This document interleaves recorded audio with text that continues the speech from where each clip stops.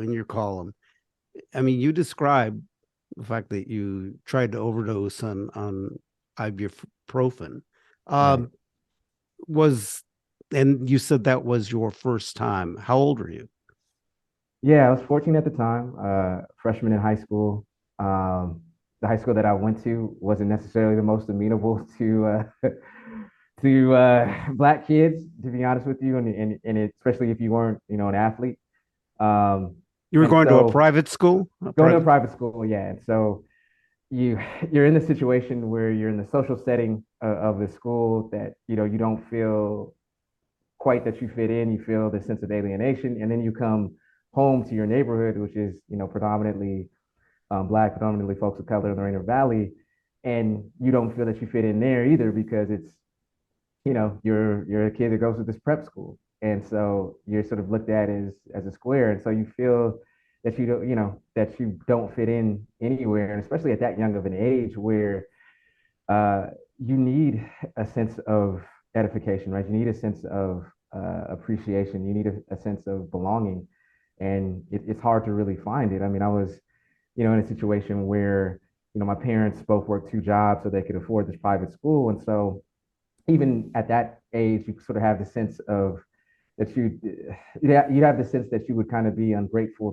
to what they're doing to sort of bring some of these things up, and so you're trying your best at that age to just handle it yourself, right? Knowing though that you don't have the tools to really handle all the things that are going through your head. And so the fact that you get to at this point where you're like, it would just be easier to end things. In some ways, it it seems like a sound logic at that age, even though, of course, we know that it is not. You Yeah. were I mean, also going through a situation where you were being bullied. Yeah, I was even skinnier than I am now back then. At 5'7", maybe 110 pounds soaking wet. Um, and so, I was easy pickings for some people. Would get into a lot of fights. Um, Not that I would try to start them or anything. I would definitely try to finish them, but um, but yeah, it just wasn't an easy pathway for me at that time. And it's just sort of I think when you're that young, right, you have these intense emotions and you believe that you project out, and I think I wrote about this in the column, that you project out that this is going to be last forever, right? And it's such really a small portion of your life, but you don't think that there's going to be an escape for you. And so, as a friend of mine said, you believe that you want to do this, permanent solution to what is a temporary problem, and that's what suicide is. yeah.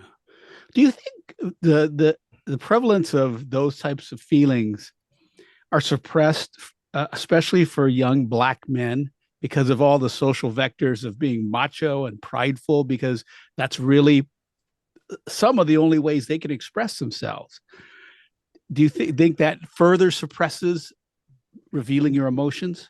Yeah, I mean, I don't think you even have the vocabulary to talk about some of this stuff, right? I mean, I think when it comes to, just go on YouTube and you look at some of, what passes as quote unquote black media. I mean, it still is very largely, not all of it, obviously, but it still is, generally fairly, I would say, leans into sort of that machoism or machismos in the sense of, this is the construct and archetype of what it means to be masculine or to be a man. And sort of any sign of quote unquote weakness or any sign of vulnerability means that you aren't.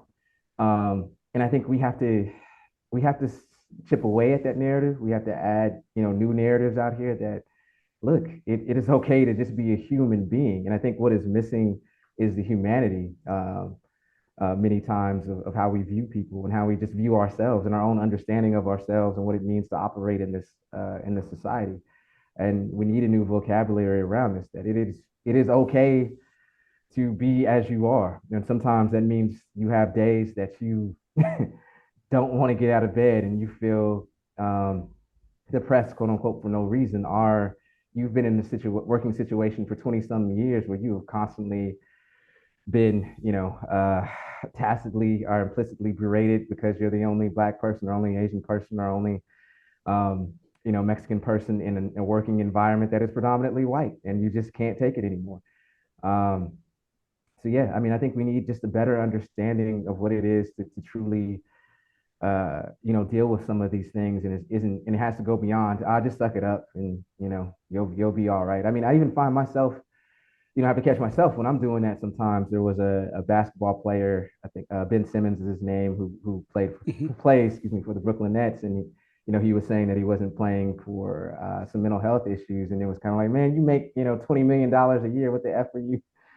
What are you doing? Right. Just get out there, right? But I mean, that's easy for an individual to say that, when you don't know what is going through this person's head, or what's, going on in their life. And I think we need to make more space for that, and have more of an understanding about that, because mental health really is something that cuts across race, gender, ethnicity, and religion. And so, I mean, it really is a universal thing that I think, need to